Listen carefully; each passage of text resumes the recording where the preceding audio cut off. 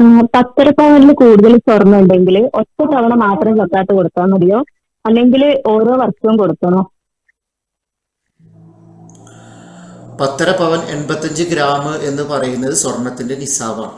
നിസാബ് എത്തിക്കഴിഞ്ഞാൽ രണ്ട് നിബന്ധനകളാണ് ജക്കാത്ത് നിർബന്ധമാകാനുള്ളത്. ഒന്ന് നിസാബ് എത്തുക, രണ്ടാമത് ഹൗല് പൂർത്തിയാവുക എന്നതാണ്. ഒരാളെ സംബന്ധിച്ചിടത്തോളം 10.5 പവനോ അതിൽ കൂടുതലോ ഉണ്ടെങ്കിൽ അതിലെ മൊത്തം സ്വർണം കണക്കാക്കിയിട്ട് അതിന്റെ 2.5% ജക്കാത്ത് കൊടുക്കേണ്ടത്. അതായത് 85 ഗ്രാം സ്വർണം ഉണ്ട്, അതിൽ കൂടുതലുണ്ട്, ഇപ്പോൾ 90 ഗ്രാം അല്ലെങ്കിൽ 15 പവൻ 20 പവൻ എത്ര ഉണ്ടെങ്കിലും, 10ക്ക് മുകളിൽ എത്ര പവൻ ഉണ്ടെങ്കിലും അതിന്റെ 2.5% ജക്കാത്തായിട്ട് കൊടുക്കണം. അത് ഒരു തവണ നമ്മൾ കൊടുത്തു കഴിഞ്ഞാൽ പിറ്റത്തെ വർഷം വരെ അതിന് ജക്കാത്ത് കൊടുക്കേണ്ട കാര്യമില്ല. ഇപ്പം നമ്മൾ റമദാനിലാണ് ജക്കാത്ത് കൊടുക്കുന്നതെങ്കിൽ പിറ്റേ വർഷം അടുത്ത വർഷം റമദാൻ ആകുന്ന സന്ദർഭത്തിൽ ഇതേപോലെ കൂട്ടുകയും എന്നിട്ട് അത് 10.5 പവൻ ഉണ്ട് എങ്കിൽ, അതായത് 85 ഗ്രാം ഉണ്ട് എങ്കിൽ അതിന് വീണ്ടും ജക്കാത്ത് കൊടുക്കണം.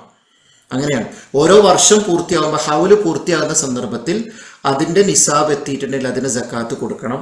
അതല്ലാതെ ഓരോ മാസവും ഓരോ തവണ ഇങ്ങനെ കൊടുക്കേണ്ടതില്ല. വർഷം പൂർത്തിയാകുന്ന സമയത്ത് ചിലപ്പോൾ ഒരു പക്ഷേ ആ 10.5 പവൻ പിറ്റത്തെ അടുത്ത വർഷമാകുമ്പോൾ നമ്മുടെ കയ്യിൽ അത് ഉണ്ടായിക്കൊള്ളണമെന്നില്ല. ചിലപ്പോൾ അതിൽ കൂടുതൽ ഉണ്ടാവാം, ചിലപ്പോൾ കുറവുണ്ടാവാം.